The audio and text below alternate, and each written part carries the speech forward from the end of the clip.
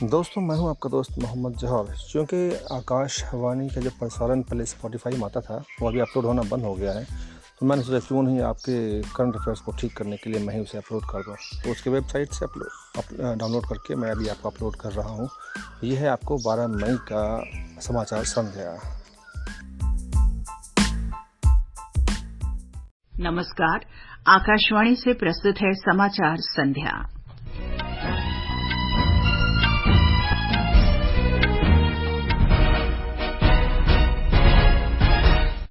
लोकसभा चुनाव के चौथे चरण के प्रचार का एक दिन शेष। विभिन्न राजनीतिक दलों के नेता रैलियां करने में जुटे। निर्वाचन आयोग ने कांग्रेस अध्यक्ष मल्लिकार्जुन खड़गे के मतदान संबंधी आंकड़े जारी करने में देरी के आरोप को खारिज किया। छत्तीसगढ़ के बीजापुर जिले में सुरक्षा बलों के साथ मुठभेड़ में 12 माओवादी मारे गए। सर्वोच्च न्यायालय ने आबकारी नीति मामले में दिल्ली के मुख्यमंत्री अरविंद केजरीवाल को अंतरिम जमानत दी। दूरसंचार विभाग ने साइबर अपराधों में दुरुपयोग किए गए 28,000 से अधिक मोबाइल हैंडसेट को ब्लॉक करने के लिए दूरसंचार सेवा प्रदाताओं को निर्देश जारी किए। और आईपीएल क्रिकेट में अहमदाबाद में गुजरात टाइटंस का मुकाबला चेन्नई सुपर किंग्स से जारी। समाचार संध्या के साथ मैं चंद्रिका जोशी। लोकसभा चुनाव के चौथे चरण के प्रचार का एक दिन शेष है। इस चरण में 9 राज्यों और 1 केंद्र शासित प्रदेश की 96 सीटों पर 13 मई को वोट डाले जाएंगे। विभिन्न राजनीतिक दलों के शीर्ष नेता लगातार जनसभाएं और रैलियां कर रहे हैं।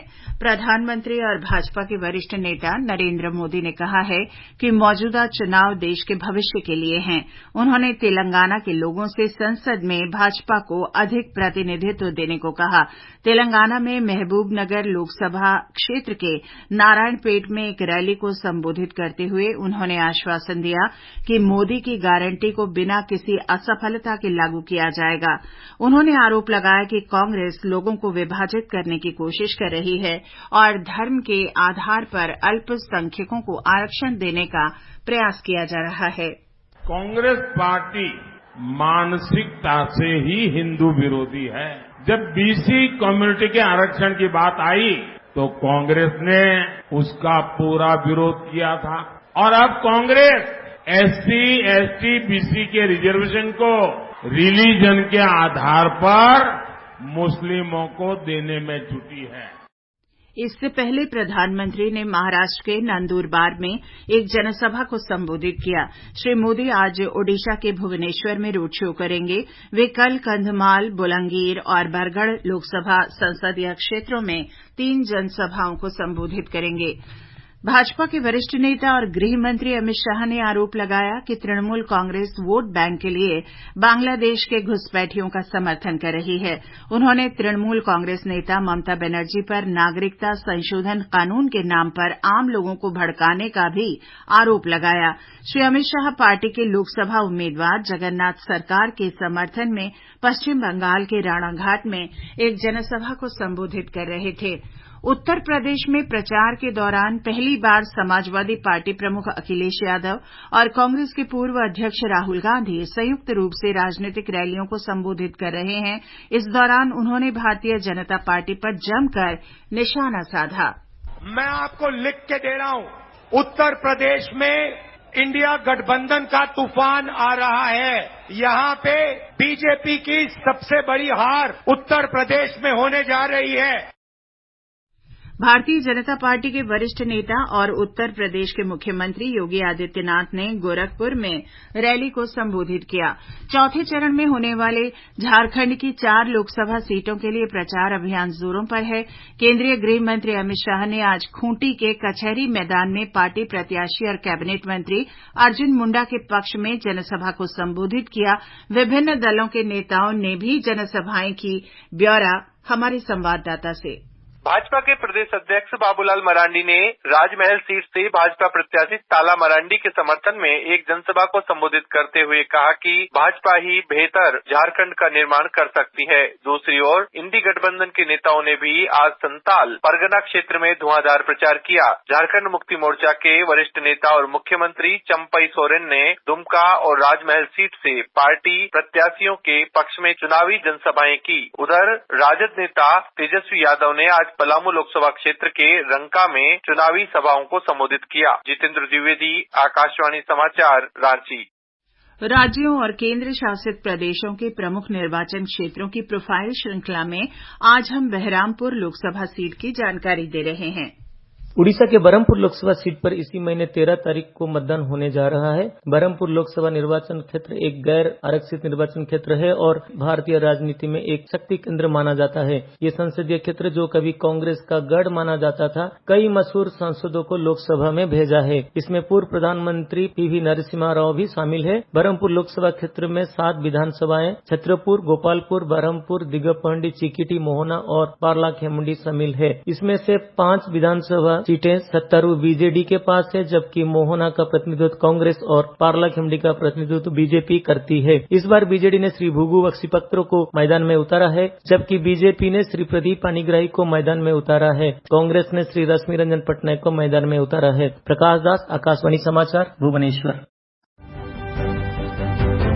लोक निर्णय 2024 आम चुनावों पर विशेष कार्यक्रम हर शाम 7 बजे से और पुनः प्रसारण रात 9:30 बजे से आकाशवाणी गोल्ड पर।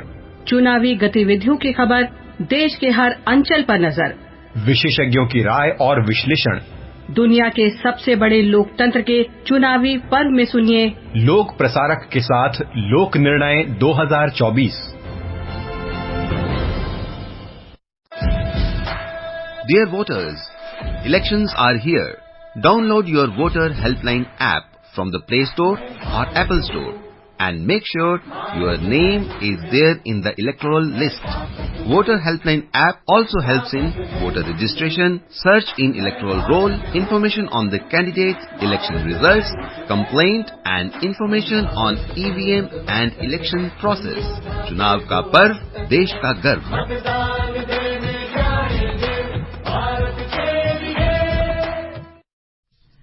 उत्तर प्रदेश में 7वें चरण के चुनाव के लिए आज उम्मीदवारों ने अपने नामांकन पत्र दाखिल किए। ब्यौरा हमारे संवाददाता से।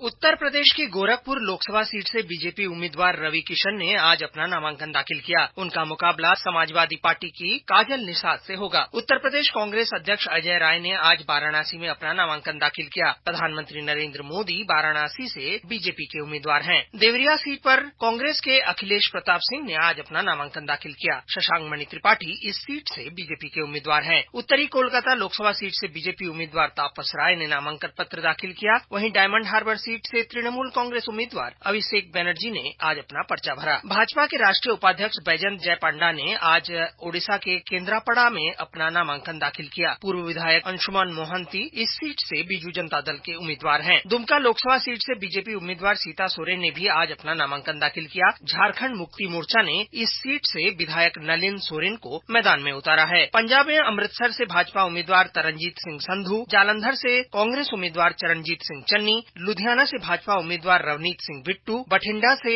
आम आदमी पार्टी उम्मीदवार गुरमीत सिंह कुड़िया और पटियाला से शिरोमणि अकाली दल के उम्मीदवार नरेंद्र कुमार शर्मा ने आज अपना नामांकन पत्र दाखिल किया। अनुपम मिश्र, आकाशवाणी समाचार, दिल्ली। निर्वाचन आयोग ने मतदान संबंधी अंतिम आंकड़े जारी करने में देरी के कांग्रेस अध्यक्ष मल्लिकार्जुन खड़गे के आरोप को खारिज कर दिया है। कांग्रेस अध्यक्ष को लिखे गए पत्र में आयोग ने कहा कि ये आरोप अनुचित, तथ्यहीन और पक्षपातपूर्ण भ्रम फैलाने का प्रयास है। श्री खड़गे ने सोशल मीडिया पोस्ट में आयोग के पहले के मतदान आंकड़ों में कथित विसंगतियों का भी उल्लेख किया। आयोग ने एक राष्ट्रीय राजनीतिक दल की ऐसी टिप्पणियों को चुनाव के संदर्भ में विश्वसनीयता कम करने और गैर जिम्मेदार, चिंताजनक प्रवृत्ति बताया है। आयोग ने श्री खड़गे को सावधानी बरतने और ऐसे बयान देने से बचने की सलाह दी है। ये समाचार आकाशवाणी से प्रसारित किए जा रहे हैं। ताजा समाचार जानने के लिए आप हमारे Twitter handle @AIR News Hindi को फॉलो कर सकते हैं। बारिश का मौसम आने वाला है, तैयारी कर ली ना? गार्डन में नए पौधे लगा देना, नमी मिलेगी तो अच्छे से लग जाएगा। ये तैयारी तो हो गई, मगर असली तैयारी हुई कि नहीं? असली तैयारी मतलब?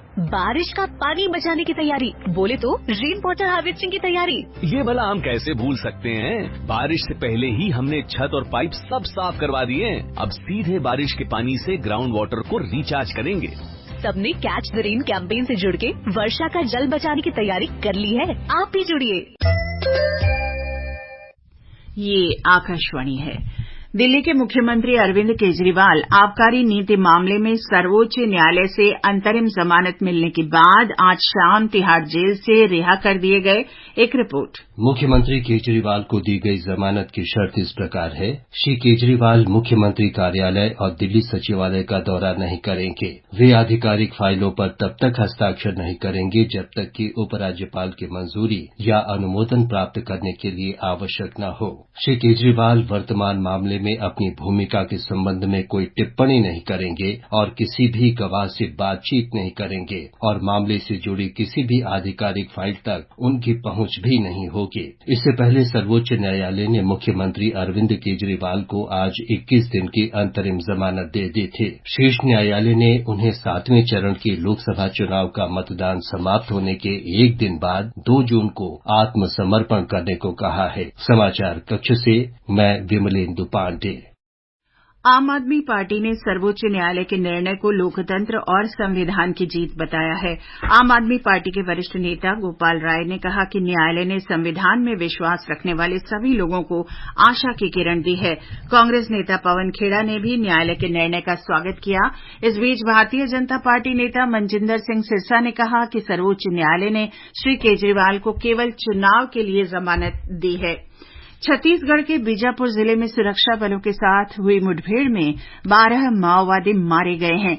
पुलिस के वरिष्ठ अधिकारियों के अनुसार माओवादियों के साथ ये मुठभेड़ गंगालूर क्षेत्र में स्थित पीड़िया गांव के पास एक जंगल में उस समय हुई जब जिला आरक्षी गार्ड और स्पेशल टास्क फोर्स की संयुक्त टीम इस इलाके में तलाशी अभियान चला रही थी। आज कई घंटों तक चली मुठभेड़ के बाद इलाके के बाहर 12 माओवादियों के शव और बड़ी मात्रा में हथियार और विस्फोटक भी बरामद किए गए हैं। इस मुठभेड़ में सुरक्षा बलों के 2 जवान घायल हुए हैं। दूरसंचार विभाग डीओटी ने साइबर अपराधों में दुरुपयोग किए गए 28,200 मोबाइल हैंडसेट को समूचे भारत में ब्लॉक करने के लिए दूरसंचार सेवा प्रदाताओं को निर्देश जारी किए हैं। विभाग ने मोबाइल हैंडसेट से जुड़े 20 लाख मोबाइल कनेक्शन को तुरंत पुनः सत्यापित करने के निर्देश भी दिए हैं। ऐसा न करने की स्थिति में इन कनेक्शंस को डिस्कनेक्ट करने का निर्देश दिया गया है। ये समाचार हमारी वेबसाइट newsonair.gov.in/hindi और हमारे mobile app news on AIR पर भी उपलब्ध हैं। Dear voters, elections are here. Download your voter helpline app from the Play Store or Apple Store and make sure your name is there in the electoral list. Voter helpline app also helps in voter registration, search in electoral roll, information on the candidate, election results, complaint and information on EVM and election process. चुनाव का पर्व, देश का गर्व।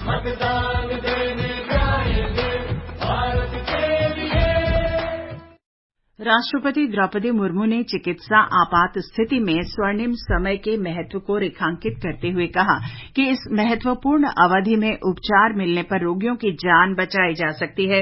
राष्ट्रपति ने आज नई दिल्ली में राष्ट्रीय चिकित्सा विज्ञान परीक्षा बोर्ड के 22वें दीक्षांत समारोह को संबोधित किया। आईपीएल क्रिकेट में अहमदाबाद में चेन्नई सुपर किंग्स के साथ खेलते हुए गुजरात टाइटंस ने 17 ओवर में बिना किसी नुकसान के 200 रन बना लिए हैं। चेन्नई सुपर किंग्स ने टॉस जीतकर गेंदबाजी का फैसला किया। और अंत में मुख्य समाचार एक बार फिर। लोकसभा चुनाव के चौथे चरण के प्रचार का एक दिन शेष। विभिन्न राजनीतिक दलों के नेता रैलियां करने में जुटे।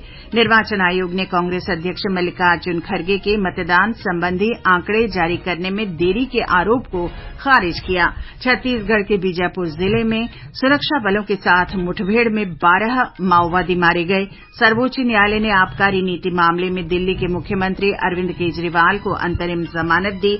दूरसंचार विभाग ने साइबर अपराधों में दुरुपयोग किए गए 28,000 से अधिक मोबाइल हैंडसेट को ब्लॉक करने के लिए दूरसंचार सेवा प्रदाताओं को निर्देश जारी किए। इसके साथ ही समाचार संध्या का ये अंक समाप्त हुआ। नमस्कार।